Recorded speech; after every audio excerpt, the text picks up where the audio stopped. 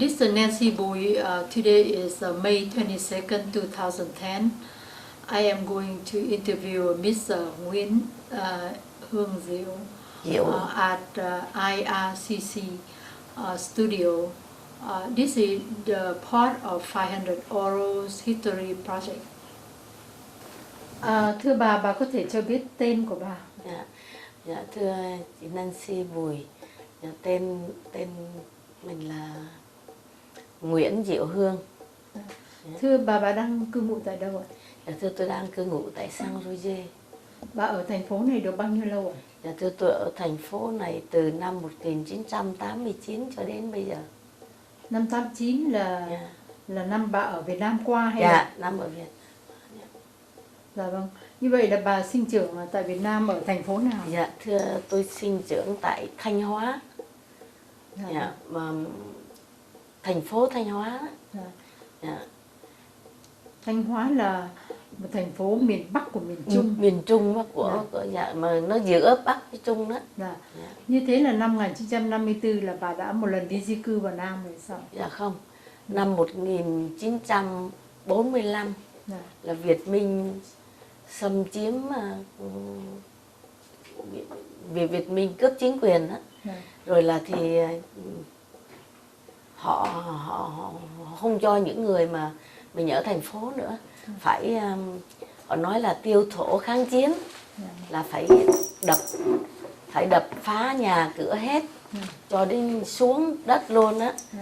Rồi thì về các vùng ngoại ô để ở.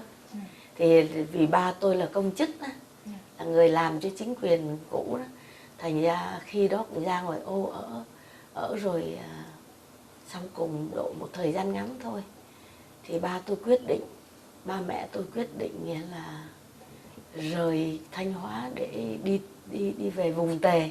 Tất nhiên là thưa, vùng Tề hồi đó là từ Thanh Hóa mà đi Phát Diệm thì giống như bây giờ mà mình đi vượt biên vậy đó. Thì đi 3 ngày 3 đêm đường rừng, rồi đến Phát Diệm là cái chỗ mà họ tiếp thu giống như là các trại tị nạn đó, họ tiếp thu người tị nạn.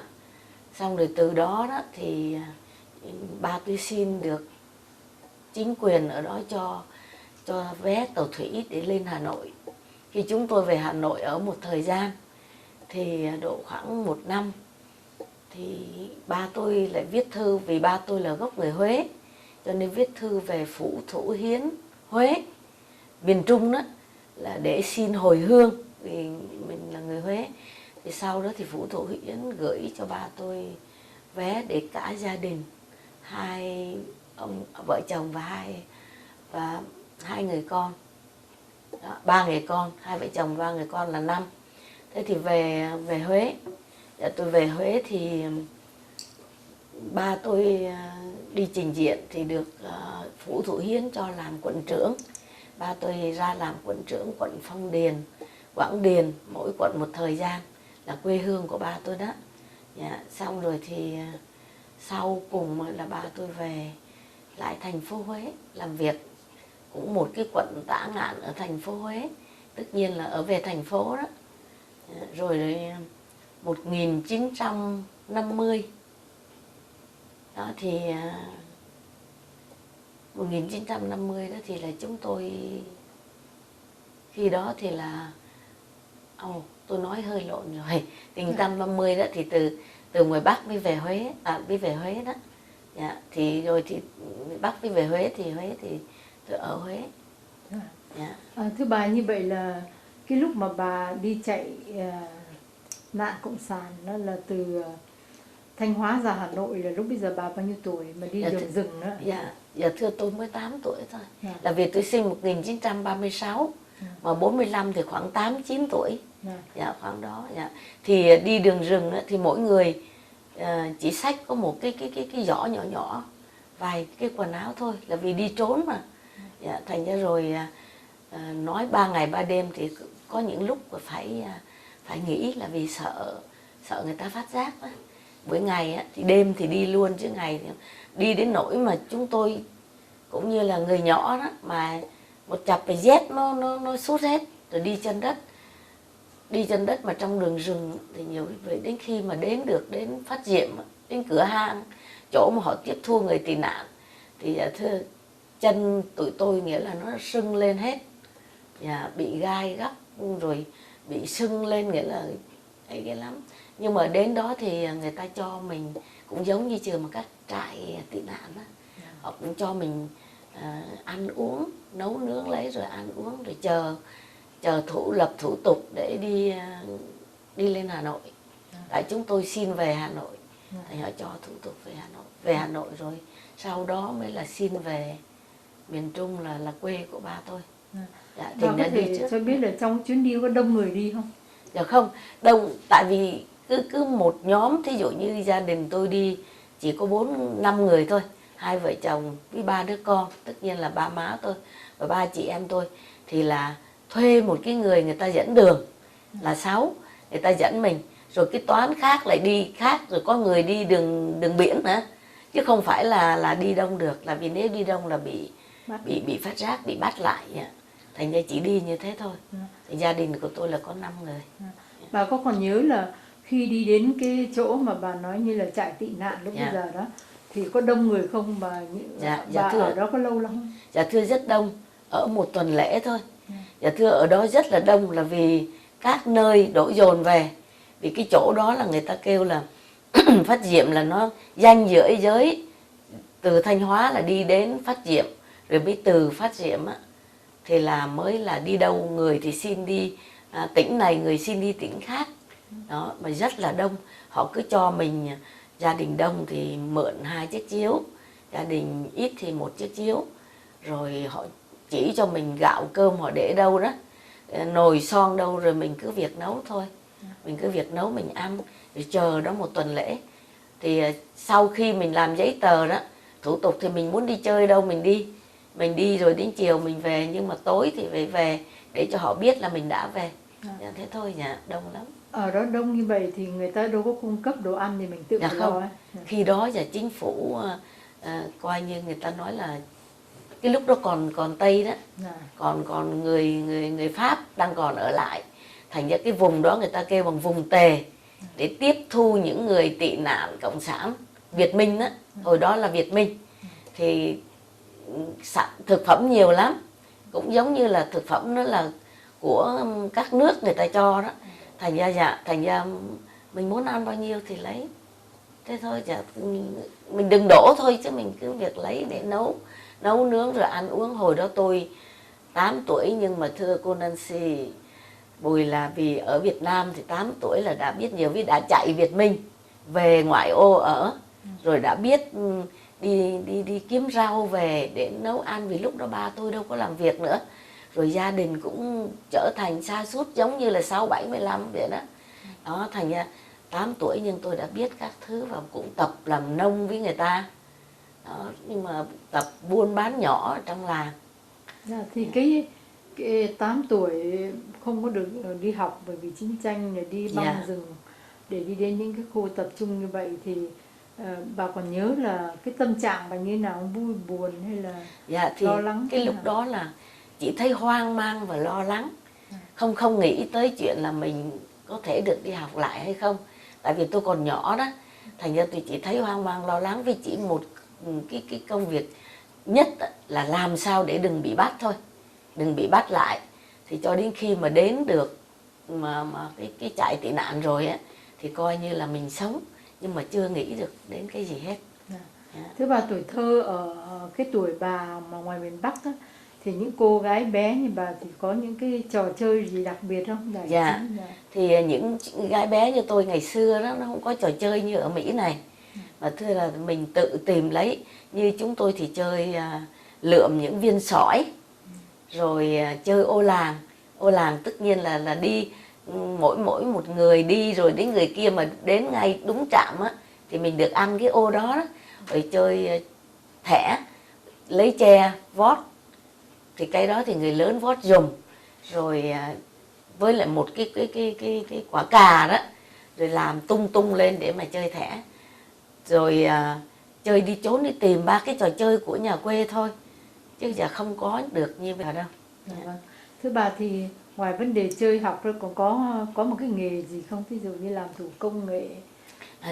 Thì làm công nghệ cái lúc đó thì tại tôi còn quá nhỏ, mới có 8 tuổi thôi. Thành ra sau đó thì bà ngoại tôi với mẹ tôi có dạy tôi đan. Dạy tôi đan len đó. Tại vì dạy len thì rồi sau khi tôi được khoảng độ 10 tuổi á, thì tôi đã biết đan len mà đan những cái đôi tất đó, đan gia công đó.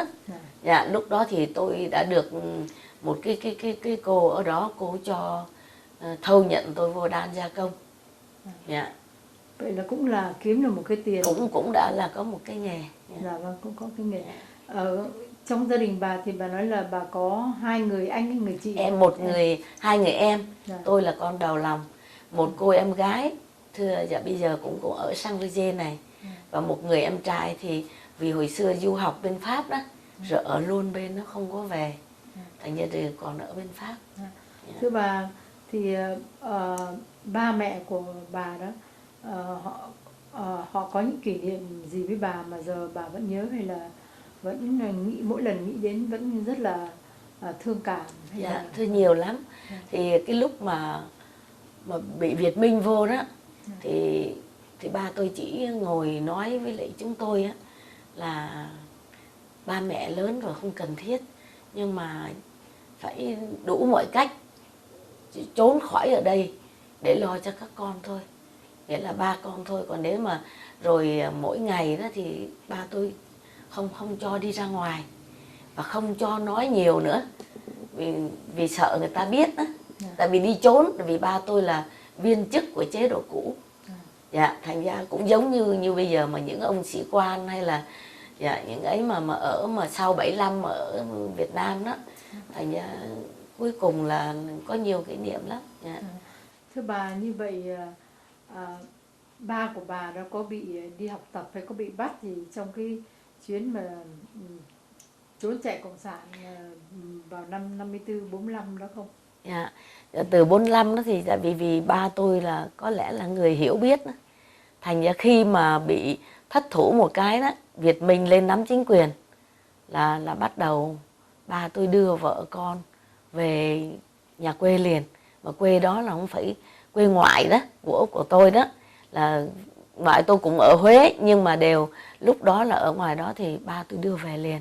Rồi ba tôi trốn, tìm cách trốn, thành ra có lẽ là trốn kịp thời. Thì sau đó thì có nghe một vài người họ đến sau á, đến cái trại tị nạn á, thì họ có nói rằng là may quá ông đi trước, chứ nếu ông trễ chừng 2 ngày là bây giờ là tiêu rồi. Yeah. Tiêu rồi tức là sao? Tất nhiên là họ giết á. Dạ, họ giết, vì lúc đó là họ giết thôi chứ còn không có cải tạo đâu. Dạ. Tức là những cái người mà làm viên chức của chế độ cũ đó, dạ. thì mà cái cuộc coi như mà họ lấy miền Bắc đó, cộng sản là lấy miền Bắc đó, mà họ vào đó họ nắm chính quyền, nên là những viên chức kia họ bắt họ giết chứ họ không bắt tù. Dạ, họ không có cải tạo như thế là sau này. Dạ.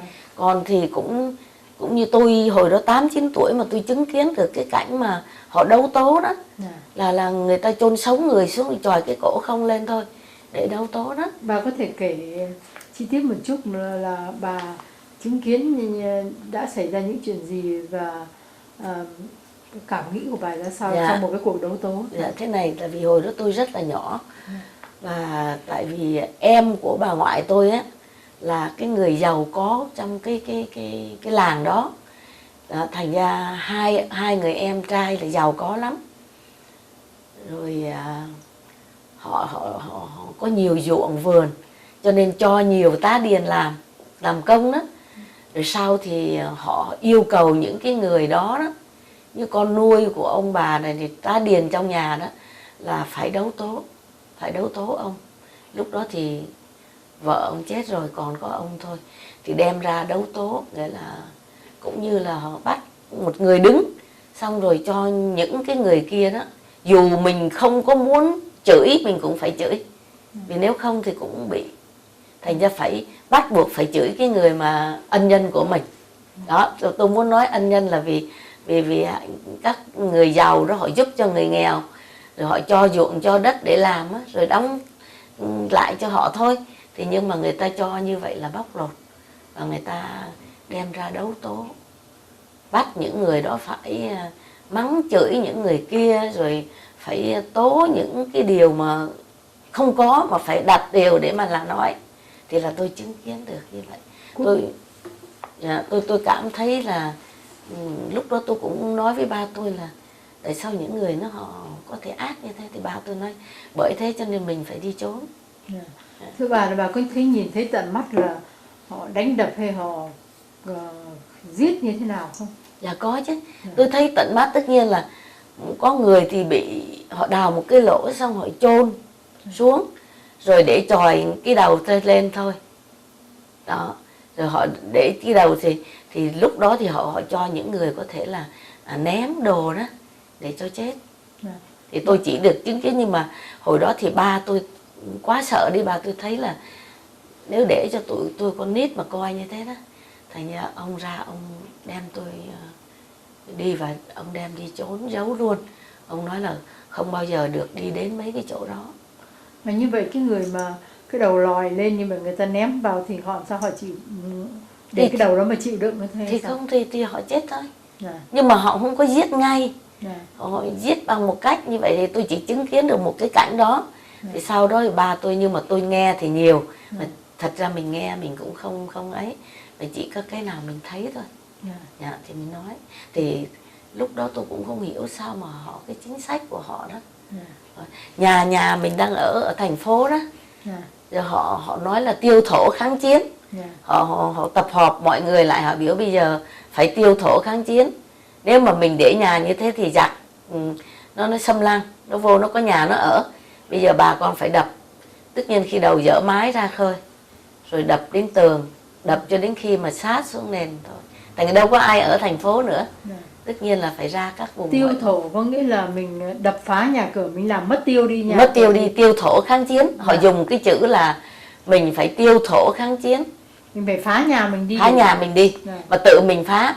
Thì lúc đó thì thưa, nhà quê đó, họ lại lên đến cái tỉnh chỗ mình phá đó.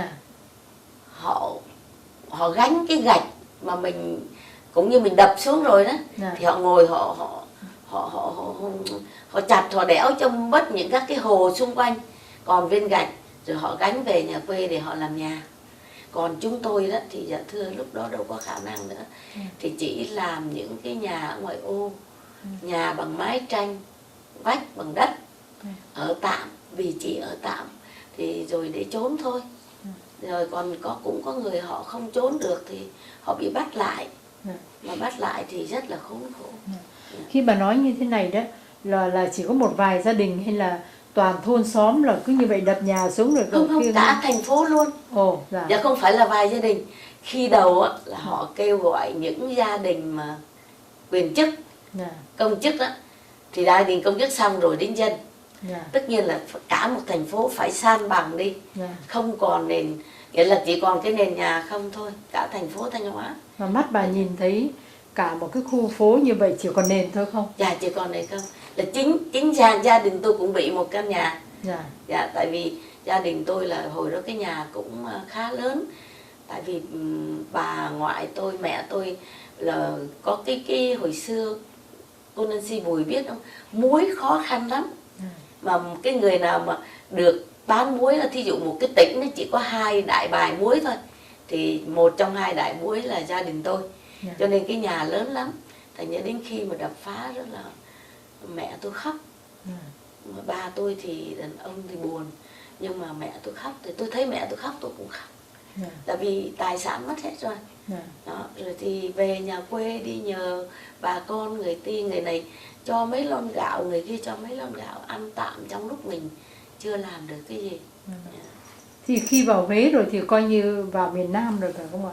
Dạ vào khi mà ở Hà Nội là đã là mình rồi. Dạ rồi về miền Nam. Thì khi về Huế rồi á thì chúng tôi được đi học, được ở Huế. Ở Huế có lẽ năm tôi về tôi cũng đã 10 mấy tuổi rồi. Rồi thì 3 chị em tôi thì đi học, ba tôi đi làm. Ba học ở đó thì học tiểu học, trung học và có lên đại học không? Các em tôi á thì đang còn nhỏ, học tiểu học. Mà tôi thì lại lớn quá, mà lại không thể vô trường tiểu học được. Tại vì lớn tuổi cho nên tôi phải học tư. Thì học tư trời đất, cô Nga Bùi tưởng tượng là cô Nancy Bùi tưởng tượng là học mà học nhảy đó. Tất nhiên là phải, tôi đã lớn tuổi phải đến một cái ông thầy dạy tư để cho người ta dạy những người học sinh mà mất căn bản để vô học trung học luôn. Vì cái tuổi của mình, thành ra tôi không được học. Tôi ở Thanh Hóa 8 tuổi thì mới có học lớp nhỏ thôi. Nhưng mà đến khi đó thì tôi phải vô tôi học lớp coi như bây giờ kêu là lớp 1 đó, để thật đó. Rồi cuối cùng bà có lên đại học không? Dạ không, tôi chỉ học được ngang trung học là vì thưa với lại Nancy Bùi tôi mất căn bản. Tôi học ngang trung học rồi thì tôi đã lớn tuổi rồi, đã 18 tuổi rồi. Thành ra lúc đó trong gia đình tôi là chị đầu, rồi ba tôi về hưu, thành ra tôi phải lo gia đình. Mà thành mẹ tôi cũng lớn tuổi rồi, tôi phải lo gia đình, thành tôi phải bỏ học. Rồi lúc đó tôi đi, ba tôi xin được cho tôi một chỗ dạy tư, dạy trường tư đó. Vì ở Huế nó có những cái trường tư để dạy lớp tiểu học đó, lớp sơ học đó. Thì tôi có dạy được 1-2 năm. Thì năm 20 tuổi là tôi lấy chồng. Thì tôi lập gia đình một cái thì là chồng tôi nói thôi bây giờ đi dạy như thế đâu có xin theo được, thôi bây giờ nghỉ không dạy nữa và đi theo chồng. Thì lính mà đi theo. Thưa bà, như vậy là ông là sĩ quan trong quân đội. Dạ, thì nhà tôi là học khóa tư phụ Thủ Đức. Rồi ra trường thiếu úy. Sau đó thì đi học ngành công binh. Công binh tất nhiên là đi làm cầu cống đường xá đó. Thì sau nhà tôi dần dần thì lên trung úy, lên đại úy. Nhưng mà năm 1957 ấy, là chúng tôi đám cưới đó. Thì đám cưới xong cái là chồng tôi đi du học bên Mỹ. Và đi bên này năm 1957. Đi một khoảng như thường là gần 1 năm thì về. Rồi năm 60 á đi lại.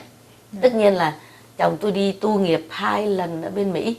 Thì tôi hồi đó tôi nghe chồng tôi nói là khóa đầu á là học làm đường xá cầu cống. Vì nghề xây dựng mà. Rồi lần thứ sau á thì tôi nghe ông nói là đi học về phi trường đường lộ, tất nhiên là làm phi trường với lại làm freeway đó, đường lớn đó. Thì sau đó chồng tôi về thì có vào trong tỉnh Phú Bổn đó, để làm sân bay C-130, đem lính, đem cả một cái tiểu đoàn đó. Lúc đó ông nắm tiểu đoàn.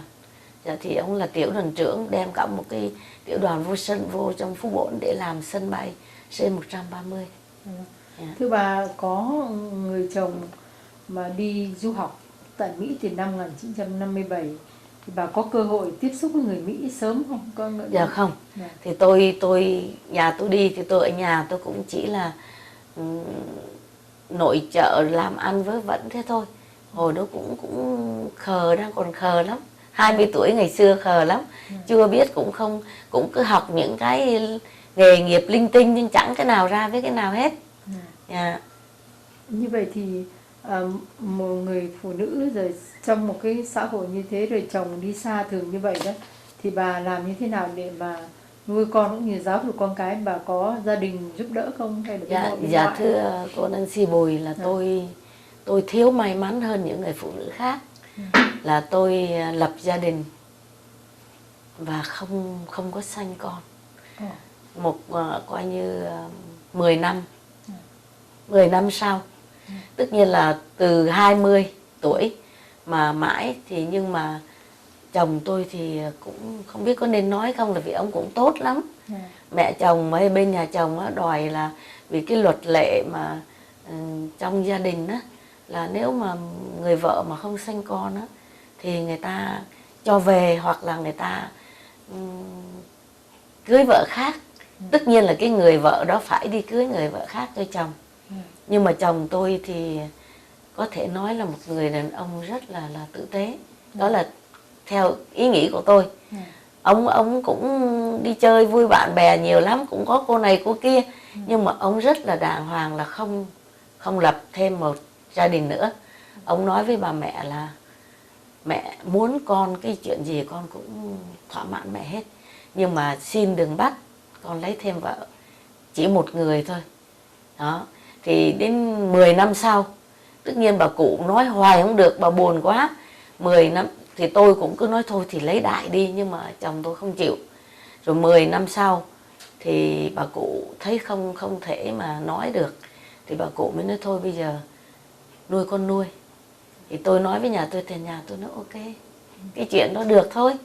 Đó thì cái người con bây giờ hiện tại đó là con tôi bồng về nuôi mới có 1 ngày. Yeah. Thưa bà, muốn bà nói thêm về cái vấn đề vì sao mình là người đàn bà mà bà sẵn sàng chia sẻ cái tình yêu của chồng của mình để mà sẵn sàng cho chồng mình đi lấy một người vợ khác.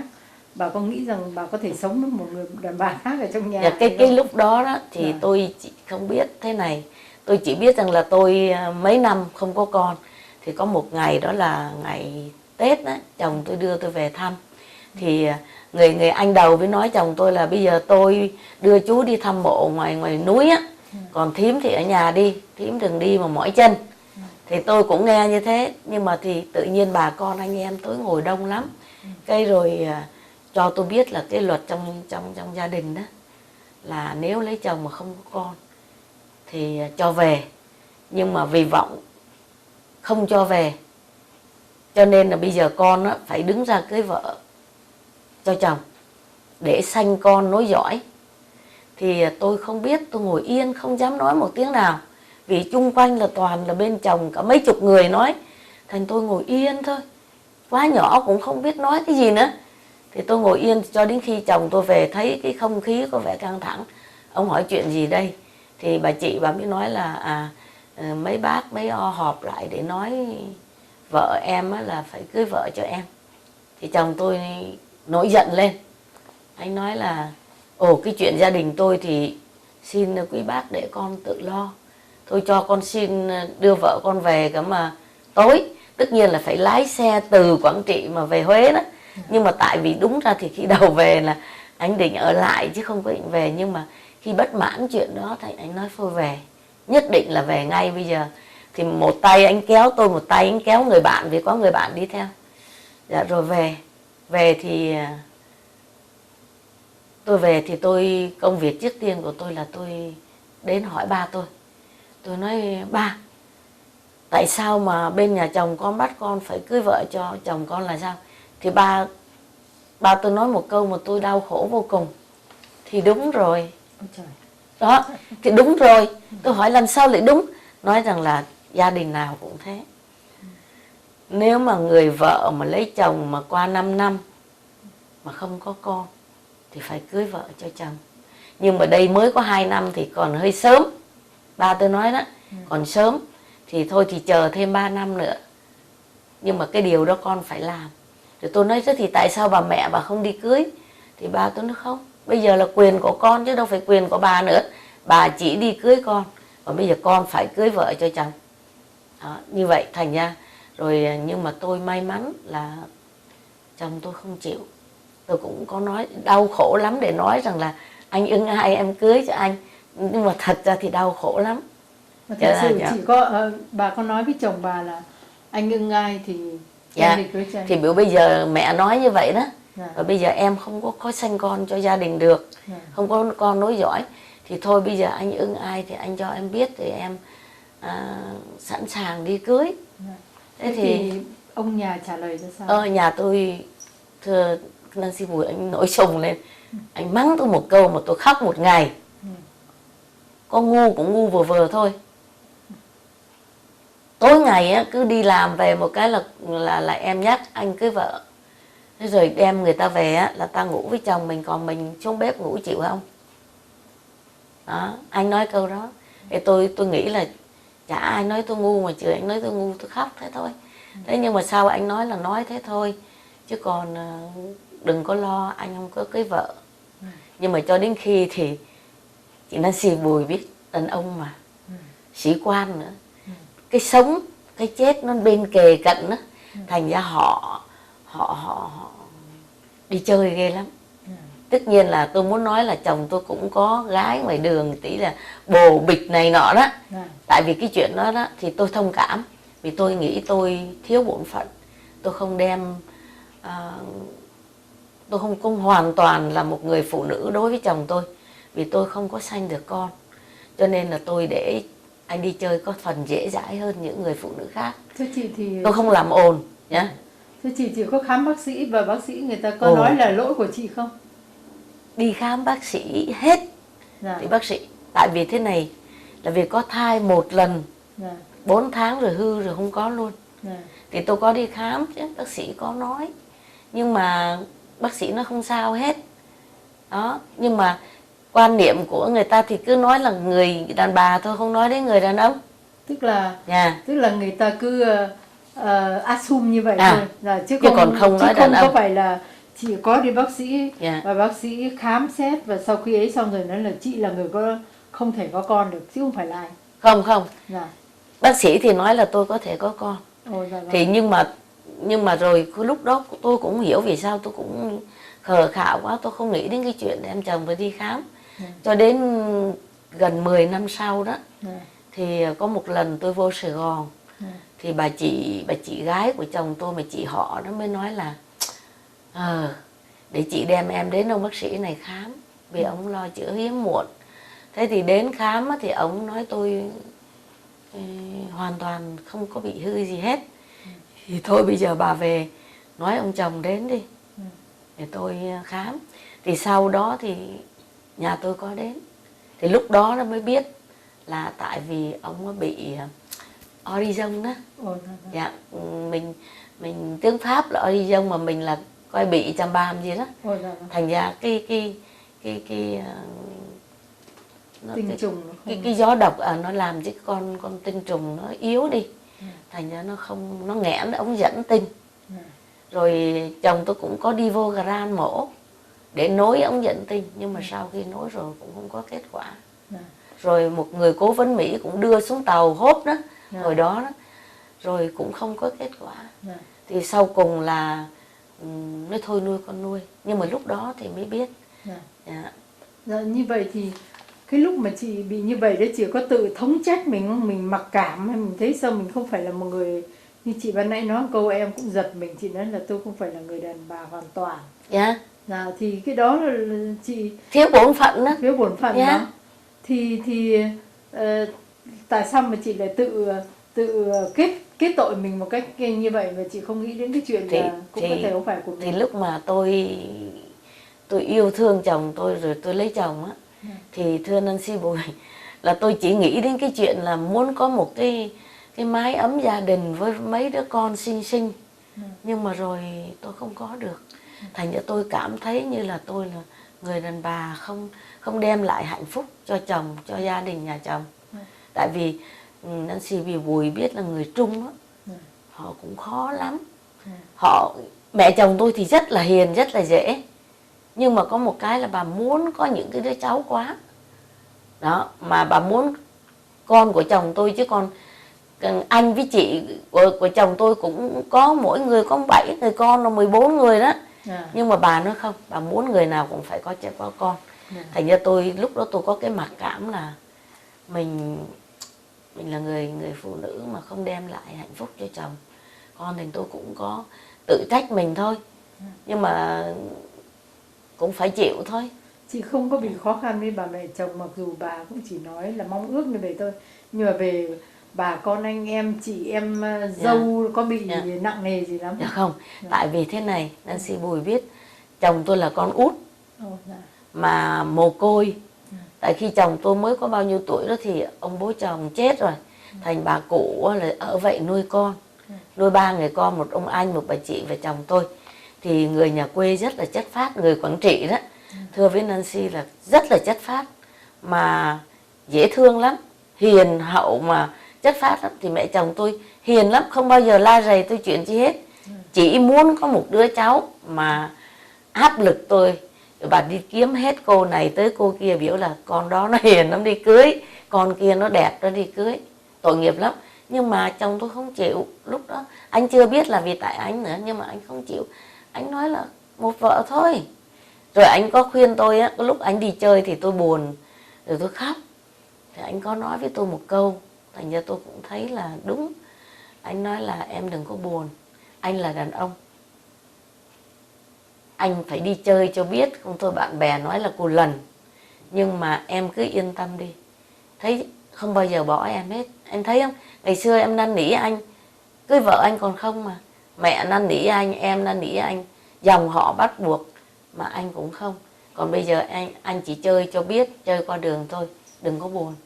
Thì Nancy Bùi biết tôi thấy mình cũng không sanh được con, thì thôi tôi sẵn sàng nghĩa là chấp nhận cái sự thiệt thòi. Nhưng mà chồng tôi thì người rất là tốt, đi chơi thì đi chơi nhưng không bao giờ hắt hủi tôi, vẫn yêu thương tôi như thuở ban đầu, có được một cái niềm nghĩa là hạnh phúc như thế, cho nên tôi cũng yên tâm. Thì thôi đi đâu đi làm gì làm thế thôi.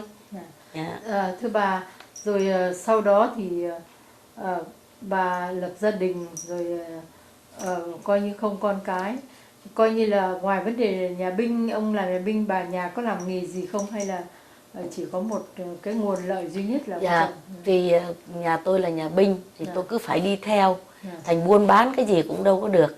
Thành ra cái ngày xưa đó buôn bán bằng cái cách là vì tôi ở nhà đó, thì nhiều khi một người bạn đó họ nói tôi là bây giờ bà đi lựa đi mua cho tôi một cái nhẫn hột xoàn, hay là một cặp vòng cẩm thạch, hay là cái gì. Thì tôi đi ra mấy cái tiệm mà quen của tôi đó, thì tôi kiếm tôi mua cho người ta, là tôi được ăn lời. Thì từ đó sau đó thì những cái tiệm đó họ coi như tôi là cái người buôn bán giùm họ được. Thành ra cái nào mà họ bán mà chậm á thì họ kêu tôi, họ biểu tôi đeo đi rồi đem bán, rồi họ cho tôi lời. Nếu tôi bán được hơn thì tôi lấy lời, mà họ cũng cho nữa bao nhiêu % đó. Thành ra tôi buôn bán theo kiểu đó. Thì cũng có một lúc thôi tôi cũng bày ra cũng buôn.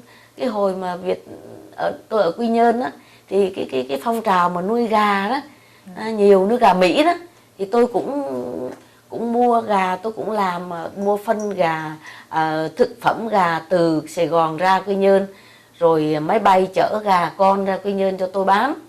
Đó, tôi cũng làm một cái chỗ để bán như thế. Nhưng mà một thời gian thì chồng tôi lại đi lên học Đà Lạt, cái ông biểu dẹp, tôi lại dẹp, tôi lại để. Thành ra tôi không có buôn bán. Tại vì ông chồng tôi ông lên Đà Lạt, thì tôi nói thôi bây giờ anh học có 6 tháng à, thì anh lên ở nhà người bạn em đi, rồi thì thứ Bảy về. Vì thứ Bảy Chủ nhật thì Đà Lạt với Sài Gòn gần lắm, Quy Nhơn đó. Rồi sao anh không, bây giờ chiều anh ở được 1 tuần thì anh về. Anh biểu tôi không, thu dọn đem hết lên. Thì lúc đó là anh về là đem hết cả vợ, cả con, cả mẹ, cả người làm nghề ăn chi lên Đà Lạt ở cho ông học cái khóa tham mưu cao cấp 6 tháng. Rồi một lần ông đi học 3 tháng tôi cũng đi theo, rồi 6 tháng ông không có cho tôi ở riêng, tất nhiên là cứ phải đi theo. Vô Phú Bổn làm sân bay tôi cũng phải bay đi bay về vô vậy đó, vì Phú Bổn đâu có đường bay dân sự. Thì mỗi lần như vậy á, là ở đơn vị mà mấy người ta đi đó, thì là tôi được đi theo. Thưa bà, rồi cái cấp bậc cuối cùng của ông nhà vào ngày 30 tháng 4 là cái gì ạ? Dạ, thưa, cấp bậc cuối cùng của nhà tôi là trung tá liên đoàn phó, liên đoàn 8 công binh kiến tạo. Vì trong công binh á, nó có 2-3 loại đó. Công binh chiến đấu, công binh kiến tạo. Công binh chiến đấu thì là họ có tham gia đó những các cái trận đánh, thí dụ thế đó.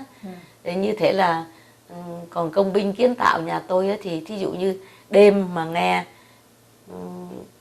cộng sản pháo kích sập cầu, thì cái máy nó kêu rè rè một cái là nhà tôi phải dậy và đem huy động lính, nghĩa là sĩ quan dưới cấp, nghĩa là đi làm cái cầu, phải phóng ngay một cái cầu tạm để cho kịp 5 giờ sáng cho dân đi.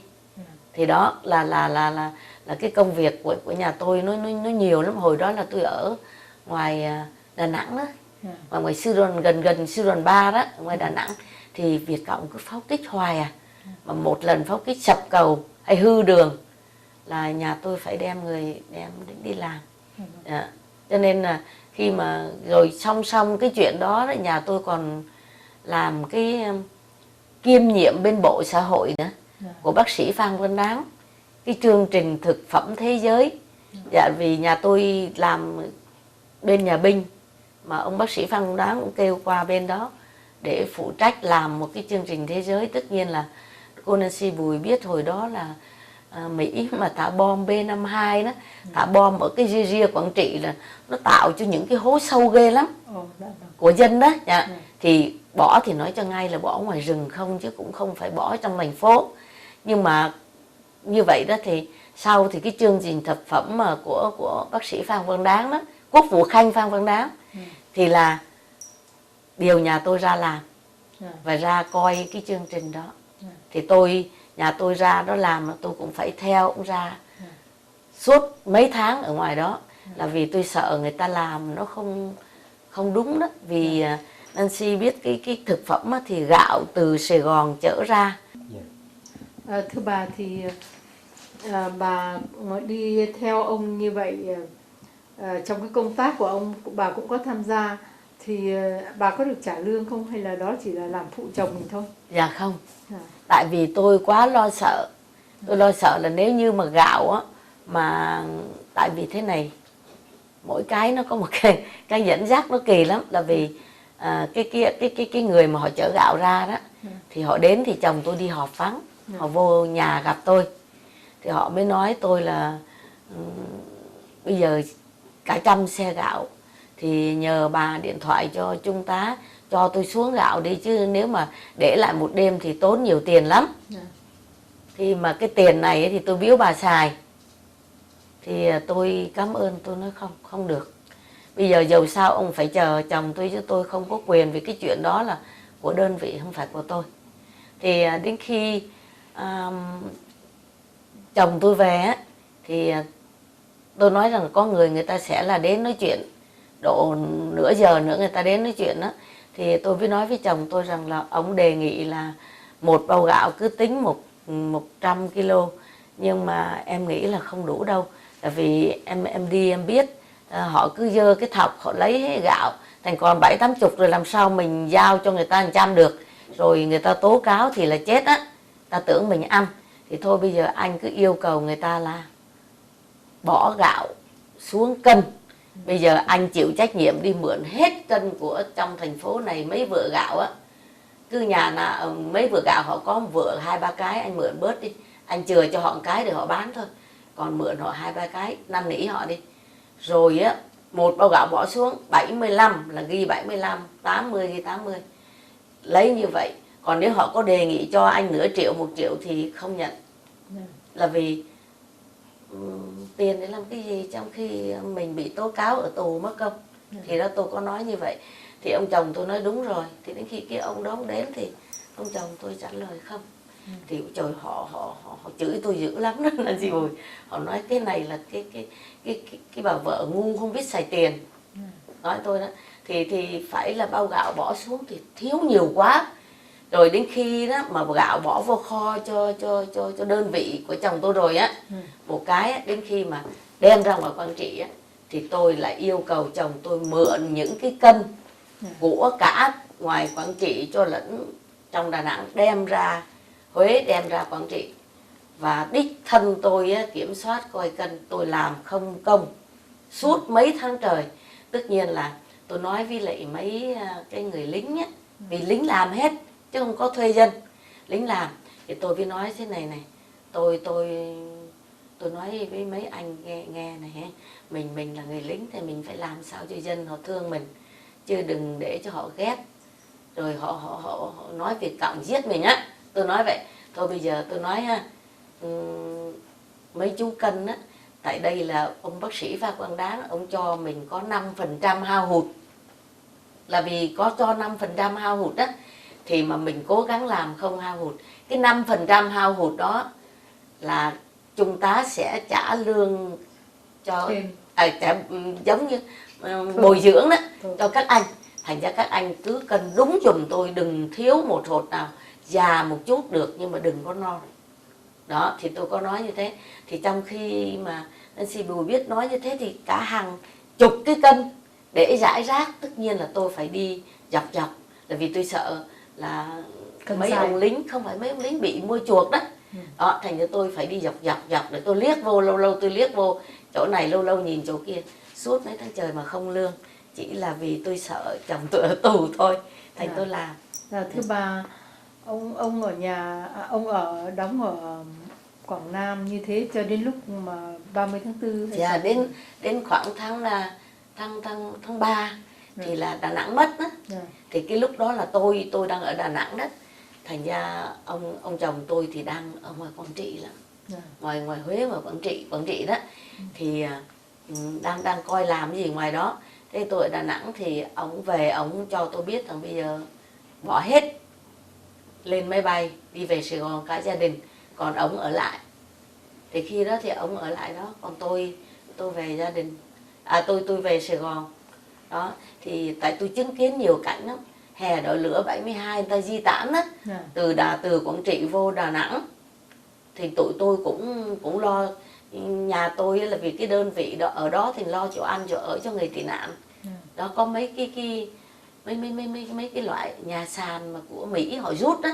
Rồi còn những cái nhà đó lại ở khu 6, ở ngoài Gành Ráng này kia thì chồng tôi nghĩa là sắp xếp cho người ta ở. Nội một cái nhà của tôi á, là tôi ở cái câu lạc bộ của Mỹ, của Hải quân Mỹ. Thành ra vì Mỹ rút đi rồi đó, rồi bỏ câu lạc bộ rồi lại đó, thành ra nhà tôi vô lấy ở.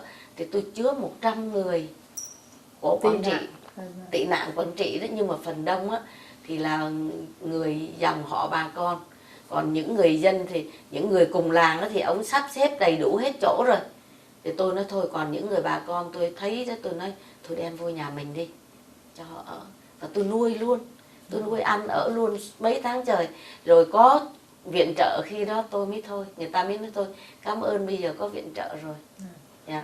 Thưa bà, lúc bấy giờ là con nuôi của bà là bao nhiêu tuổi rồi? Lúc đó cháu, lúc 30 tháng 4 75 thì cháu 9 tuổi. Còn một người nhỏ sau là 5 tuổi. Tại vì tôi nuôi tới hai người. Một người con gái, rồi mẹ chồng tôi đề nghị nuôi con trai. Nhưng mà không may qua Mỹ đây được 14 tháng thì cháu trai của tôi 20 tuổi bị tai nạn xe mất. Dạ. Đó, thì 14 năm sau là nhà tôi mất. Dạ, thành ra.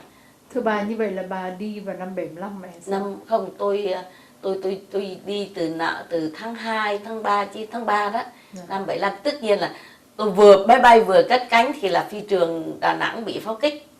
Ồ, vậy là lúc đó họ đưa người của mình đi từ tháng 3 cơ hả bà? Không phải đưa người đi. Họ đâu có đưa đi. Đưa vào Sài Gòn. Đó là gia đình, là nhà tôi cho tụi tôi đi thôi. Chứ còn với lại những người mà những người ở đó thì họ vẫn đi bình thường thôi. Nhưng bà nói là đi đây là đi vào Nam hay đi đâu ạ? Thôi đi vào Sài Gòn đó. Sài Gòn. Dạ, thì lúc đó là cái chuyến bay đó là đi Sài Gòn. Thành ra có những gia đình cũng đi như vậy, nhưng mà không phải với cái tính cách là đi tị nạn đâu, chạy đâu. Là vì lúc đó chưa rục rịch, chưa chi hết. Và như vậy cái lúc mà mất Đà Nẵng bà có còn ở đó hay bà vào Sài Gòn? Tôi đã đi rồi. Nhưng mà chồng tôi ở đó.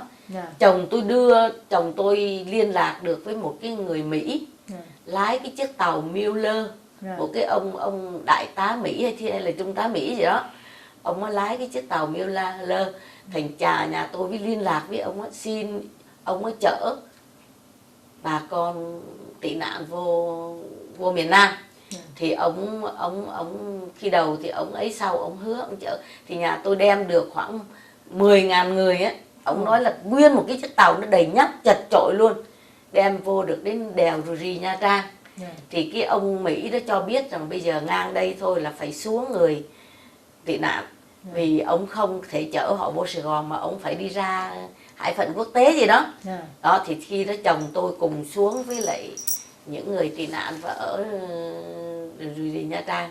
Thì khi mà anh có sau về anh kể là có 4 gói gạo sấy mà tôi bỏ cho anh ở sẵn sàng. Tôi nói khi nào mà có chạy đi đâu thì cứ bỏ mấy gói gạo sấy nó vô túi để mà ăn đó. Đó, thì ông thấy tụi con nít người ta đói, ông cho ăn hết. Thì đến khi mà mấy người mà ở chỗ đèo, chỗ Nha Trang đó, họ xuống họ tiếp thu những người tị nạn đó, thì họ thấy nhà tôi xỉu đem lên cho ăn uống đó. Dạ, mà nhà tôi lúc đó lên là anh phải năn nỉ hô hào mấy cái người lính đừng có đánh giết bắn lộn nhau đó, còn phải yêu cầu họ bỏ hết tài sản xuống biển, không thôi chìm tàu, tại vì nặng quá. Ai cũng đem một cái bao thì vàng đó này kia phải bỏ xuống hết. Họ nhiều vàng thế những người đó là ai mà họ làm tìm những người dân đó. Những người buôn bán, những người dân. Vì lúc đó, nhà tôi đưa đi thì đâu có phải là chỉ có là binh sĩ dân hết cả, vì đông lắm. Thành ra anh mới yêu cầu, anh nói bây giờ bà con muốn sống hay là muốn chìm tàu. Nếu muốn sống á, tại vì ông Mỹ ông nói đó, ông nói tàu tao quá tải chứ mày phải nói anh sao. Thế là ông chồng tôi bây giờ muốn sống á, thì phải bỏ hết tài sản xuống. Đau lòng lắm.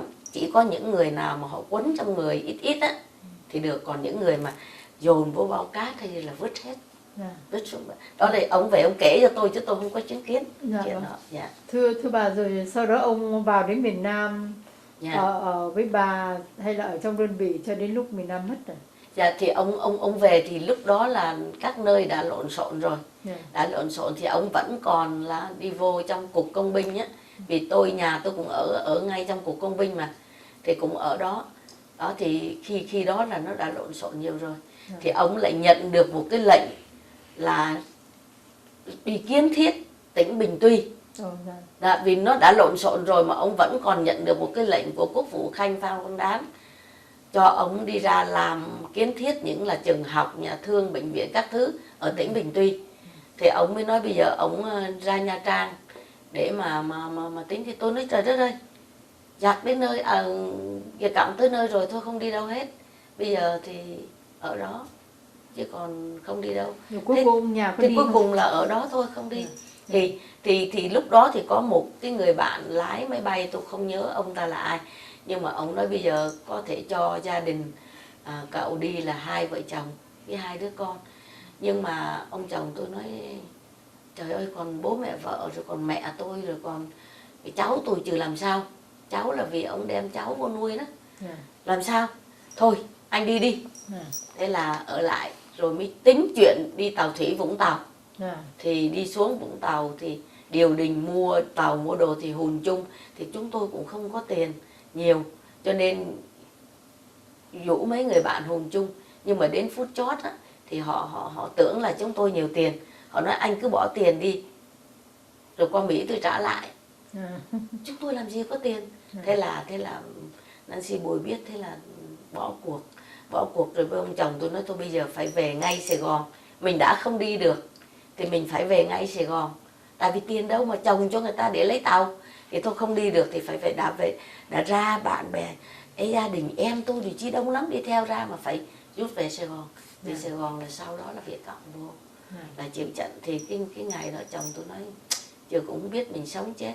Tôi 2 vợ chồng đi lên trên Tổng y viện Cộng Hòa coi mấy người thương bệnh binh đó, họ ra sao, họ có bị đuổi ra không. Tại anh cũng không biết hắn có thể giết em lúc nào. Thì 2 vợ chồng đèo nhau xe đạp đi lung tung vì ngồi không yên. Đó. Thì đi lên thấy cái cảnh như vậy đó, thì thấy họ lê lết ra, đau lòng vô cùng. Và có thể tả cảnh nói lê lết ra là họ bị đuổi ra hay họ bị đuổi ra, nhưng họ không đuổi một loạt. Mà thí dụ như một tốp 3 người, 2 người đi ra từ từ, thì cái người mù á cõng người què đó. Rồi có những người mà họ lết ở dưới, mà cái bịch ni lông ở bên cạnh đang còn cái đùng ruột chưa nhét vô nữa. Thành ra tôi đứng rồi 2 vợ chồng tôi khóc quá. Cái ông nói thôi đi về. Hôm đó là ngày 30 tháng 4 hay ngày mấy? Dạ sau 30 tháng 4 đó. Nghĩa là cái ngày 30 tháng 4 nhưng buổi chiều rồi ngày mai lại đó. Thì ngày nào là ông cũng là không ngồi yên. Rồi cứ lái xe, vì bây giờ đi cũng không được nữa rồi. Đi cũng được, người ta thì người ta vẫn tìm đường đi. Nhưng mà ông chồng tôi thì có người tình cảm đó. Bây giờ đi vợ chồng với con không bỏ lại bố mẹ, ông không chịu. Thành ra đông quá, bố mẹ em út cháu chứ bạn bè đông quá thì làm sao mà trốn được. Thành thôi đành ở lại. Ông nói bây giờ ở lại chịu trận thôi.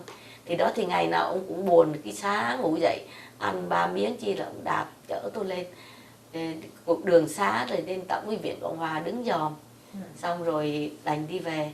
Rồi ông nói thôi mình đứng đây nhiều quá người ta lại bắt, thôi đi về. Nhưng mà hai vợ chồng có cái tâm niệm á, nếu mà khi mình ổn định được cuộc sống, cái lúc nó không biết mình sống hay chết, nếu nó trời cho sống mà ổn định được á, thì sẽ giúp đỡ những người này. Nếu mình có ăn, mình sẽ giúp cháu cho họ. Thì đúng như vậy. Thì sau đó thì chồng tôi đi ở tù cải tạo mà ra ngoài miền Bắc. Thì tôi ở miền Nam. Tôi ở Sài Gòn thì họ mới cho loa lên á, hồi đó hình như năm 1900 gần 80 hay bao nhiêu đó, họ bắt loa lên là ai mà có con lai đó, me Mỹ con lai thì hồi hương. Thì lúc đó thì cái con bé mà tôi nuôi á, thì tôi xin nó mới có 1 ngày, tôi đâu có biết nó lai. Nhưng mình nuôi rồi càng lớn thì thấy nó lai. Nhưng mình thương quá rồi mình đâu có bỏ nữa. Đó, thành ra tôi tình cờ mà có được đứa con lai.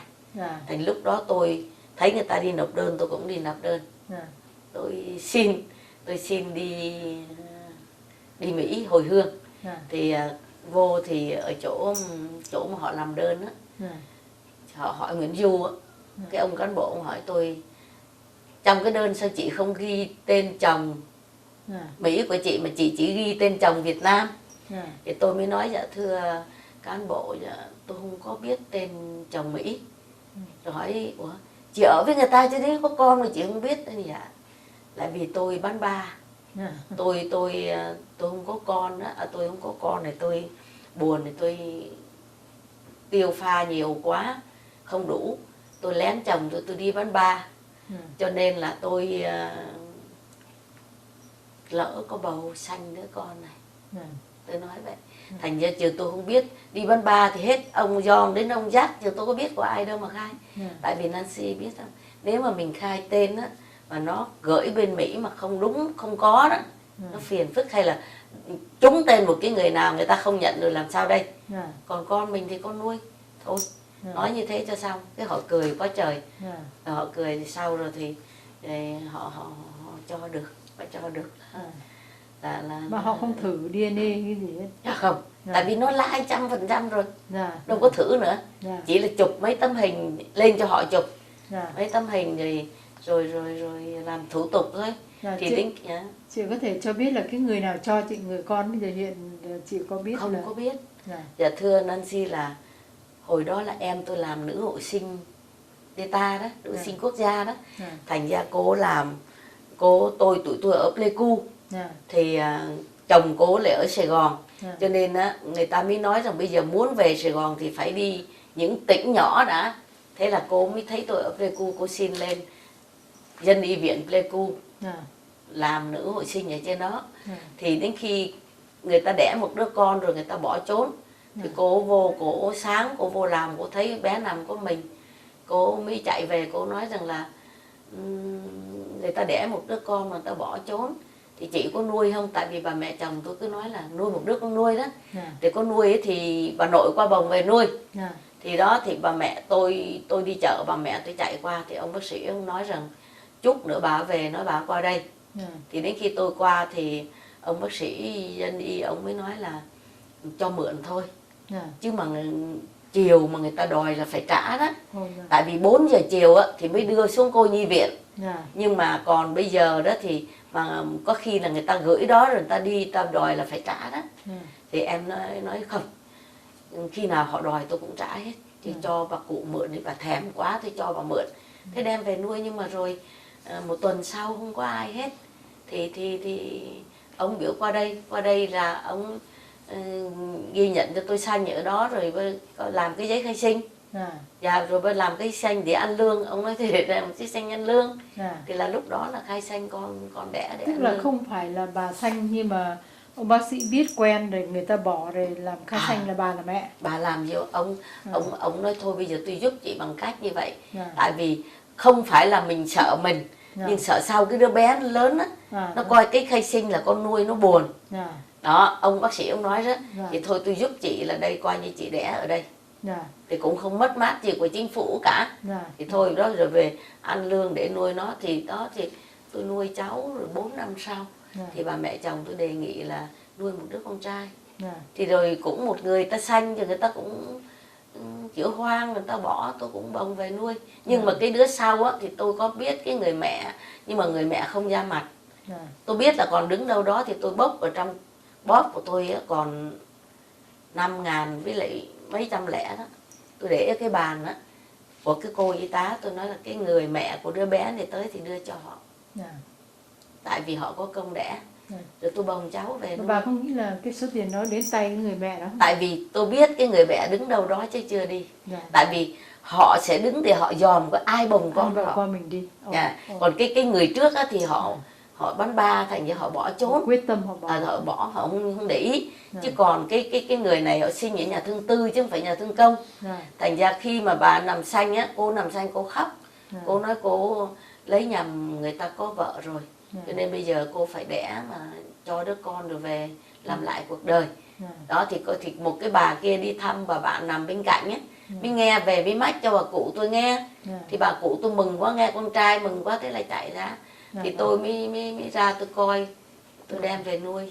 Thành ra tôi nghĩ là người ta còn đứng đó. Mà sau đó tôi hỏi cô y tá thì đúng là cái người đó khi mà bà bồng đi rồi á, cô vô cô khóc quá. Nhưng mà cô nói là nhưng mà cô nghĩ là nó sẽ sung sướng, thành ra cô cũng yên tâm.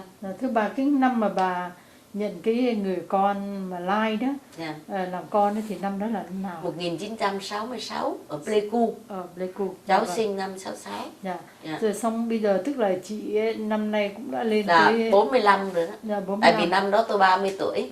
Trừ 45 trừ cháu có 3 đứa con. Một đứa con trai 18 tuổi, một đứa con trai 14, rồi một đứa con gái 10 tuổi. Thì bây giờ cái người con trai lớn á là lên đại học rồi, thì về ở với tôi. Còn mẹ cháu với lại hai đứa nhỏ với ông chồng Mỹ đó thì ở trên Gilroy, tại vì cái ông chồng tụi nó mua nhà trên Gilroy á. Thành ra ở trên đó. Thì bây giờ cô vẫn nói trước cô làm cho Macy. Cô làm manager cho mỹ phẩm clinic một thời gian, ở Estée Lauder một thời gian, nhưng mà ở Essex á, nhưng mà bây giờ đó thì cô không làm nữa, là vì cái người chồng của cô, người chồng Mỹ của cô đó, cô lấy Mỹ. Người chồng Mỹ đó, ông đi làm về, ông ở nhà loanh quanh, ông không đi chơi đâu hết.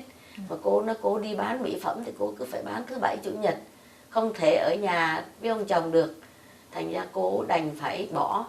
Cô xin một cái company gì mà làm về gạch đó, để cô làm một tuần 5 ngày, từ thứ Hai đến thứ Sáu, thứ Bảy Chủ nhật, để ở nhà với ông chồng.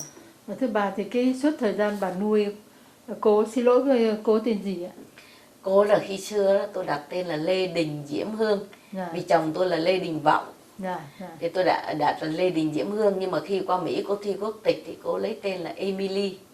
Emily Emily đó thì nuôi cái thời nhỏ của Emily thì bà có cái kỷ niệm gì như thế nào với Emily? Thì cô Nancy biết rồi, con lai mà. Nó nuôi một cái người con lai đó, nó cũng vất vả lắm. Nghĩa là khi cô nhỏ cô rất là xinh, mà cô cũng ấy, nhưng mà cô cũng quậy lắm. Nhưng bây giờ thì cô lớn rồi thì hết rồi. Bây giờ thì cô ấy, chứ còn thì cô biết nuôi một người con trai rất là vất vả. Thì không vì họ Mỹ quá, trong khi họ thì Mỹ mà mình thì Việt. Cái văn hóa của Mỹ nó khác văn hóa của Việt. Thành bây giờ cháu nó sống theo Mỹ, chứ nó không có sống theo Việt mình. Mặc dầu là tôi dạy rất kỹ. Mà làm sao có cái sự ảnh hưởng đó, bởi vì cô đâu có sống với người cha Mỹ đâu mà bà nghĩ là giàu có hay sao? Không sống với người cha Mỹ mà sao tính nết hay là các thứ chi là nó giống như người Mỹ thôi. Nó tự do muốn làm chi làm. Chứ cái văn hóa của Việt Nam mình, truyền thống Việt Nam mình là trên nói dưới nghe. Thấy chưa? Con cái cha mẹ nói nghe, mà con cái sống chung với cha mẹ. Cho bây giờ có gia đình vẫn còn ở chung với cha mẹ, thấy không? Nhưng mà cái văn hóa của mình là có 1000 năm, 4000 năm văn hiến, mà có 3 đời 4 đời, nhiều khi 5 đời vẫn còn ở với nhau. Đó. Chứ còn cái người Mỹ thì họ có cái tự do cá nhân. Con 18 tuổi muốn ra ở riêng là tự do. Đó, cho nên hai cái văn hóa nó hơi khác nhau một chút. Đó, tại mà cái con tôi tuy là tôi dạy theo người Việt mình, nhưng mà nó lại tính nết nó giống như là trẻ sinh ở Mỹ này đó. Vậy là có cái sự coi như là giữa bà với Emily đó có một cái sự coi như là trắc trở, hoặc là coi như không có thuận hòa, hoặc là bà phải khó khăn rất nhiều, vất vả để mà. Thì lúc nhỏ đó, lúc mà khoảng mười mấy tuổi thôi, cho đến năm mấy tuổi thì vất vả là vì thí dụ như mình như ngày xưa đó, thì trai gái cha mẹ đặt đâu ngồi đó. Cũng như thế là cô thương một người mà tôi không đồng ý, nhưng mà tôi nói cô không nghe, cô cứ thương thì mình phải chịu thôi. Là vì mình đã đến Mỹ thì mình phải, tại vì cô lấy chồng ở đây, mình phải hội nhập xã hội Mỹ, mình phải theo thôi. Là vì bây giờ nếu tôi không theo thì tôi mất đứa con. Nancy có hiểu không? Thí dụ như bây giờ mình có con dâu chẳng hạn, mà mình khó khăn quá đó, rồi mình mất đứa con trai, con dâu nó đem đứa con trai mình đi chỗ khác, thì bây giờ con gái tôi cũng thế. Bây giờ nếu tôi không đồng ý thì nó sẽ bỏ mình mà nó đi. Mà mình thì tình cảm cái người Á Châu của mình á nặng nề lắm. Tuy tôi nuôi nhưng mà không bao giờ tôi nghĩ là con nuôi hết. Tôi thương ghê lắm, cho đến bây giờ tôi thương những đứa con của nó, để tôi hy sinh tất cả cho con cái nó. Thành ra anh chỉ thấy người Việt Nam mình nó có một cái tình nó khác. Thưa bà, thì cái lúc mà sang đây đó là Emily được bao nhiêu tuổi rồi? Sang đây Emily có sang đi học đây không? Thì cháu đã coi như 66 cũng 20 mấy tuổi, 24 tuổi rồi đó.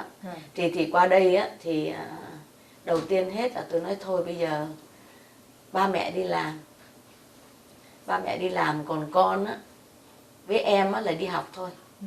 Thì thằng em á thì ok đi học, nhưng cô con tôi á không đi học mà đòi lấy chồng. Lấy chồng á thì lúc đó cũng có một ông kỹ sư đến hỏi, đến ưng, nhưng mà cô không thích. Rồi cô thích một cái anh chàng đó thường thôi, không có cái gì cả, mới Việt Nam qua 1 năm thôi. Nhưng mà tôi nói không được, rồi sau tôi phải chấp nhận. Đó thì Nancy biết tôi khổ tâm lắm. Phần thì năn nỉ con, phần thì năn nỉ chồng, vì đàn ông họ đâu có chịu. Rồi thì năn nỉ con, rồi năn nỉ chồng. Thôi bây giờ anh cứ coi như là mình thuê chung nhà với một cặp vợ chồng trẻ đi. Chứ bây giờ mà mình đi theo diện con lai là diện của con, rồi qua đây bây giờ mình từ con, thì người ta sẽ nghĩ là mình xuống thuyền rồi rút ván. Không được. Cho nên là bây giờ đắng cay để em chịu hết. Em sai lầm, tại vì tôi nhận cái lỗi của tôi là tôi sai lầm. Thưa bà, sao ông đi học tập mà ông bà không đi bằng cái diện HO? Tại vì thế này, trong thời gian nhà tôi đi học tập tới 10 năm lận cô. Đó, 10 năm mà qua các trại miền Bắc. Trời ơi khổ, tôi đi nuôi khổ lắm á. Đi Cha Tút, tỉnh Thái Nguyên á, mà lên Phú Sơn, rồi Hà Nam Ninh, nghĩa là đi cực lắm. Mà cô biết không, là vì thời gian đó tôi ở nhà tôi làm hồ sơ con lai, mà cái người chồng Việt được đi theo. Đó, người chồng Việt được đi theo, mẹ cũng được đi theo nữa. Do đó tôi làm hồ sơ xong rồi thì tôi mới, lúc đó tôi mới sợ hồ sơ ra đó chồng tôi chưa về. Thì tôi xin lỗi, tôi phải cho người ta tiền đó, để cho người ta lấy cái hồ sơ để ra chỗ khác. Rồi chờ đến khi chồng tôi về mới bỏ hồ sơ vô lại. Đó, thì khi chồng tôi về á, thì chỉ việc đi lên bổ túc ở Nguyễn Du, 1 tuần sau lên Nguyễn Trãi thôi. Còn bây giờ mà tôi đợi HO á, khi chồng tôi về mà mới làm á, thì đến HO thứ bao nhiêu đến bao giờ mới đi. Tức là nếu mà đi đi sớm, muốn bằng cái diện con lai thì đi nhanh hơn là bằng cái diện bằng cái diện, là vì khi mà tôi nộp đơn diện con lai thì cái diện HO chưa thành hình. Chưa có, chỉ nghe đồn thôi, mình đâu có biết có hay không. Thì nhà tôi khi ông đi học tập và về á, là có nhận được cái loi. Cô hiểu cái loi đó không? Thì cái loi là coi như mình được đi đó. Nhưng mà tôi nói bây giờ á, mình phải đi diện con lai, đi ngay, đi gấp. Tại vì chị trông đi, chờ cô biết cái cảnh mà cái người đàn ông mà ở tù 10 năm mà về á, trời, ông ngồi trong nhà chứ cũng thấy thằng công an mà đi trước nhà đó, ông thê thảm lắm, ông buồn thấy tội lắm. Nghĩa là họ không làm chi mình cả, mà ông buồn lắm, cũng như là thấy chướng mắt đó. Thành ra tôi nói phải đi gấp thôi. Thì tôi nói với nhà tôi nói bây giờ mà chờ loi mà chờ HO á, không biết bao giờ. Còn chờ mình có diện con lai vài tháng nữa đi, tại sao không đi ngay đi. Đó, thì ông chồng tôi nói đúng rồi, tôi đi. Thế là tôi đi diện con lai là tôi đi 1989, qua Phi ở 6 tháng, chạy tị nạn Ba Tăng, chạy Philippines á, Ba Tăng đó, ở 6 tháng để mà người ta cấp thực phẩm cho mình ăn đó. Đó thì khi mà ở trại đó thì nhà tôi á, là giỏi tiếng Anh, thành ông á đi phụ tá đó, assistant teacher. Con trai tôi á, cũng giỏi tiếng Anh, đi assistant teacher. Còn tôi á thì dở, con tôi thì cũng không giỏi, con gái tôi cũng biết sơ sơ thôi, tôi thì không nói được. Thế thì đi làm thư ký cho warehouse. Tất nhiên là còn người mà mấy bà mà bồi phòng bồi viết thì họ không có chữ, thì họ đứng họ đông á, đông gạo đông cá rồi đó. Còn mình có thì mình ngồi mình làm thư ký. Thì buổi sáng á thì là đi học, buổi chiều đến làm thư ký đó, rồi đi phát ngoài giờ học á thì phát thực phẩm. Rồi mọi người ở cái trại đó có 6 vùng, từ vùng 1 đến vùng 6, thì tôi ở vùng 6. Đây là họ phát thực phẩm rồi đem về ăn uống, rồi học Anh văn, rồi học những cái đời sống của Mỹ đó. Xong rồi thì sau khi mình học xong thì người ta cấp máy bay cho mình qua Mỹ. Thì tôi đến Mỹ là ngày 5 tháng 9, 89. Thì mãi 90 đó, HO mới bắt đầu HO1. Dạ. Thưa bà thì cho nên cho nên nhà tôi qua đây trước 2 năm. Cho nên nhà tôi bảo trợ gần 60 gia đình HO. Bảo trợ mà bà chứ không phải bảo lãnh. Bảo trợ là mình xin bảo trợ đó, rồi mình đón về, mình cho ăn ở trong nhà, rồi mình thuê nhà thuê cửa cho họ, dạ, sponsor đó. Nhưng mà mình không phải là như là bảo trợ một ODP.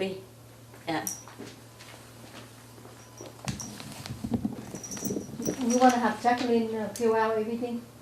Okay. Dạ vâng, bây giờ qua cái cuộc đời của bà như thế, tức là một người phụ nữ sống trong cái phong tục tập quán coi như phong kiến, rồi lại phải làm tất cả những công việc phụ giúp chồng từ trong quân đội, rồi nuôi con nuôi, rồi đi coi như là thăm nuôi chồng cho đến 10 năm trời. Xong rồi được may mắn qua đến bên này, đi qua một quãng đường dài đến như thế, thì nhìn lại cuộc đời của bà thì bà nghĩ là cái gì đã khiến cho bà có thể vượt qua được tất cả những cái khó khăn mà đến ngày hôm nay bà 75 tuổi trông còn rất khỏe mạnh và tươi thắm như vậy. Thì tôi có cái quan niệm là vì mình sống ở trên đời ấy, là mình phải vượt qua những trở ngại. Vì tôi gặp nhiều trở ngại quá đó, từ khi lấy chồng không con, rồi từ khi mà chồng không vượt thoát nổi, rồi đi ở tù, nuôi chồng ở ngoài các trại miền Bắc, rồi về miền Nam đó, rồi nuôi tiếp, rồi con, đủ thứ hết. Rồi trong thời gian chồng tôi đi cải tạo á, thì là ở nhà đó là mẹ chồng tôi chết, bố tôi chết đó, trong thời gian đó. Rồi khi chồng tôi về thì là mẹ tôi mới chết, thành ra là tôi trong gia đình tôi phải chôn nghĩa là những cái người đó. Rồi cũng như thế là tôi trải qua quá nhiều cái đau khổ đó, thành ra con người tôi nó làm như là thôi, về tôi là con nhà Phật, thành ra tôi chấp nhận là tôi nói là cái nghiệp của đời trước của mình, và bây giờ mình trả nghiệp, có thế thôi, thì mình vui vẻ để mình trả nợ. Cho nên rằng là ai đối với tôi thế nào tôi cũng chấp nhận hết.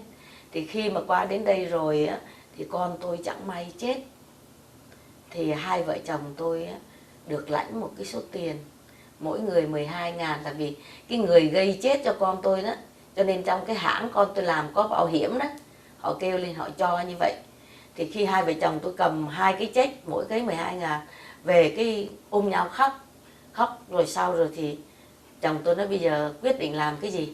Thì tôi nói thì khi mình ở Việt Nam đó, mình có hứa với trời đất là nếu mình ổn định cuộc sống, mình lo cho thương phế binh, thì bây giờ hai vợ chồng mình lấy cái tiền này cho thương phế binh đi.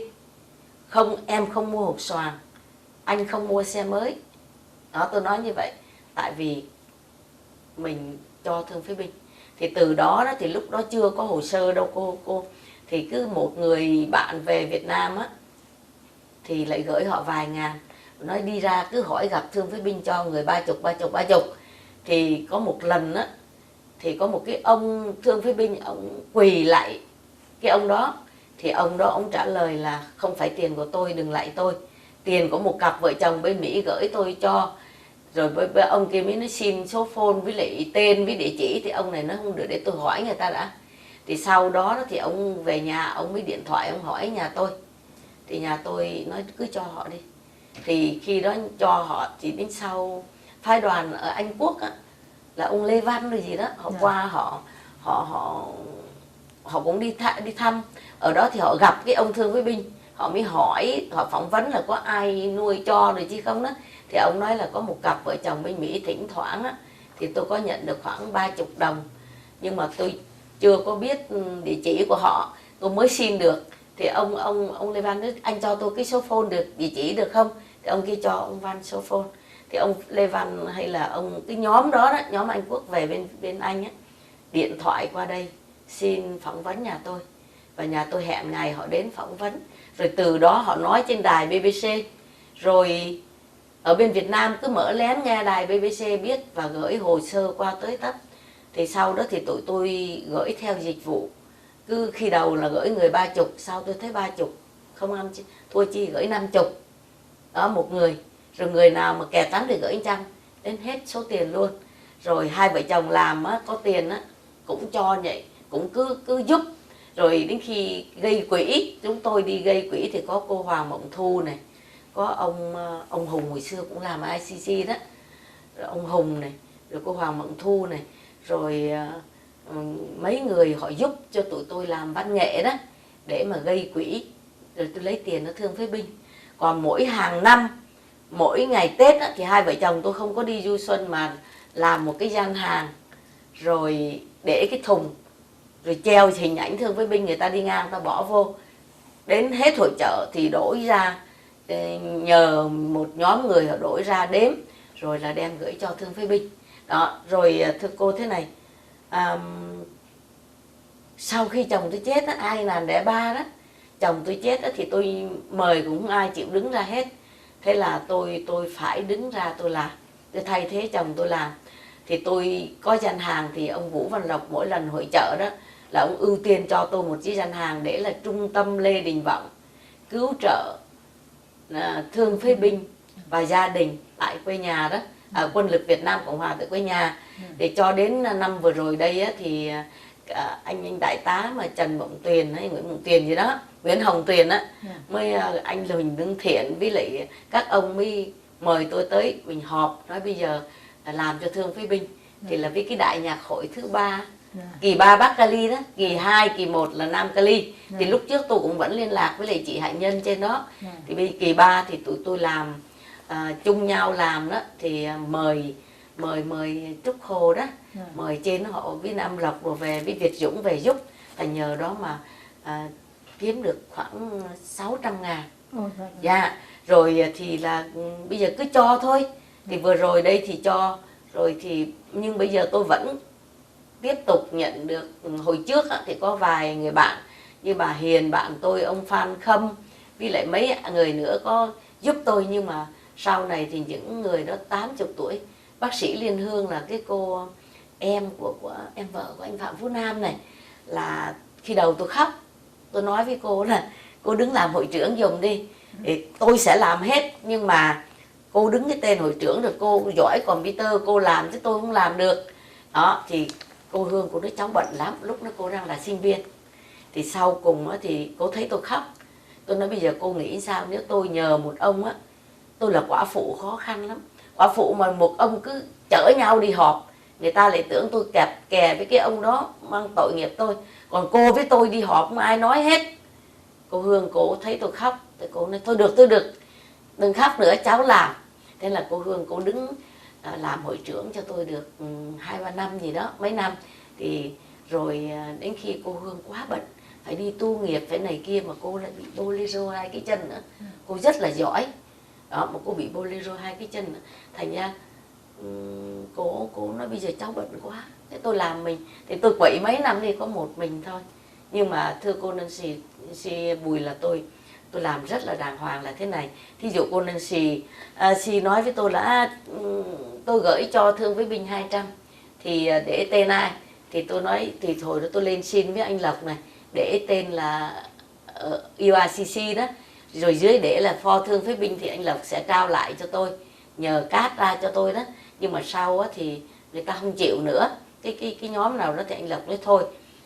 Thì bây giờ đó là thiên hạ mà gửi tiền đó, là tôi xin để Ly gửi tiền lẻ, là vì tôi đem ra cái dịch vụ Ly gửi tiền lẻ gửi. Thành ra Nancy biết tôi đem cái check ra đó tôi không có cát, thì tôi không có mang tiếng là mình ăn chặn ăn bớt. Tại vì tôi muốn giữ tiếng đó. Tôi không muốn là vì mình đụng tới tiền bạc đó, mà thủ tục hành chánh không ai làm được, rồi nó phiền lắm. Hồi xưa có non profit mà cái ông Quang Lâm ông đòi lại cái non profit, ông xin dùng rồi đến sau ông lấy lại, thành bây giờ tôi không có nữa, cho nên không có làm sao làm khai thuế, khai má, khai gì. Thôi tôi bây giờ như trên Arizona bữa kia có cái ông gửi cho 2.000. Tôi nói ông để Ly gửi tiền lẻ. Ông hỏi sao thì tôi nói là vì tôi đem ra dịch vụ, thì ông gửi cho tôi một lần 500, thì tôi soạn hồ sơ đem ra đưa cho Ly gửi tiền lẻ gửi, tôi không dính tới tiền. Cũng như có một bà đem đến cho tôi 20.000 tiền mặt á. Bà nói này tôi quyên góp được 20.000 của cái hội thể dục thể thao mà ở Việt Nam của tôi bây giờ trên toàn thế giới đó, được 20.000 tôi đưa cho bà đó, bà cho Thương Phước Bình. Tôi nói thôi bây giờ bà cụ, một là bà cụ đem về, hai là bà cụ để con giữ ở đây, bà cụ cũng 80 tuổi rồi, để con giữ ở đây rồi con soạn hồ sơ 2 tuần để sau bà cụ kêu thêm một ông nào nữa đến đây rồi thì mình đi gửi. Thế là bà cụ nói thì ta tin nhà ngươi. Tôi nói không, bà tin con nhưng người khác không tin, con mang tiếng tội nghiệp lắm, chịu khó đấy. Thì 2 tuần lễ sau tôi soạn 200 hồ sơ rồi điện thoại mời bà cụ tới. Thế là cái ông đó với bà cụ với tôi với một bà bạn tôi là bà Ngô Hiền đi ra ngoài Ly tự tiền lẻ. Tôi đưa 20.000 đô la, tôi nói đây con tính đi, hãy thiếu bao nhiêu cước thì bác trả, nhưng mà con gửi dùng đây cho bác này. Rồi bà cụ đưa tiền mặt thì là tôi muốn tránh tiếng đó. Thì là nói như vậy thì khi mỗi lần gửi như vậy Ly họ có tính tiền dịch vụ? Có chứ. Nhưng mà nếu như thế Nancy Bùi mà gửi thì họ tính 3 đồng. Hay tôi gửi cho thân nhân tôi thì tôi phải trả 3 đồng 100. Nhưng tôi gửi Thương với Binh có 1 đồng thôi. Dạ. Thì như cái lần của bà cụ đó gửi 20.000 á, thì nó chỉ thiếu 20 đồng. Thì tôi rút 20 đồng ra tôi đưa cho cái anh manager ở chỗ Ly gửi tiền lẻ đó. Tôi nói đây bác trả 20 vậy thôi. Bởi vì thì bây giờ đó các nơi gửi về đó thì Nancy vừa biết không, họ đâu có gửi tiền cước. Tất nhiên họ cho 200 thì tôi phải bỏ ra 2 đồng, họ cho 500 tôi bỏ 5, cứ thế thôi. Thì đó, thành ra hồi có một lần anh Nam phỏng vấn tôi xong anh nói trên đài, anh nói tôi nghèo đi là vì lo Thương với Minh. Nhưng mà nói thật thế chứ bây giờ thì tôi ăn hưu. Dạ, mỗi thưa bà, cho tới bây giờ thì bà và hội và cũng như ông phu quân của bà đã giúp được bao nhiêu hồ sơ rồi cơ? Nhiều lắm, hàng mấy ngàn đấy chứ. Là vì từ năm 1000 đúng ra thì 1990 tôi đã bắt đầu cho rồi. Nhưng mà cho đến 1995 thì mới là có non profit, mới chính thức là có cái hội huynh đệ chi binh. Đó, chứ còn tụi tôi thì cứ âm thầm là cho từ năm 90 thôi.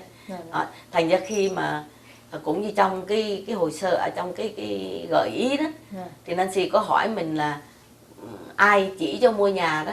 Thì nói thật với Nancy cái này thì nói thì cũng hơn, sợ người ta cũng cười nữa đây, là tôi thấy bạn bè ai tôi có mua một cái mobile home 40.000 đó thì trả hết rồi. Thì đến khi mà cái mobile home nó lên được 80.000 thì tôi thấy bạn bè họ cũng bán mobile home, họ mua đao nhà hao. Tôi nói nhà tôi anh bán gì đao nhà hao mình ở cho rộng.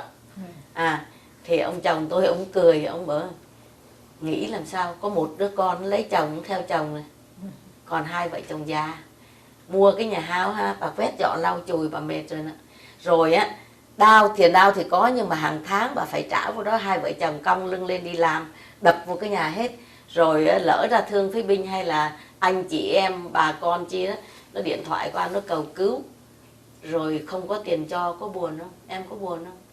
Tôi nghĩ thôi cũng có lý, thôi không đua đòi nữa, nói giờ thôi vậy thôi tôi không đua đòi.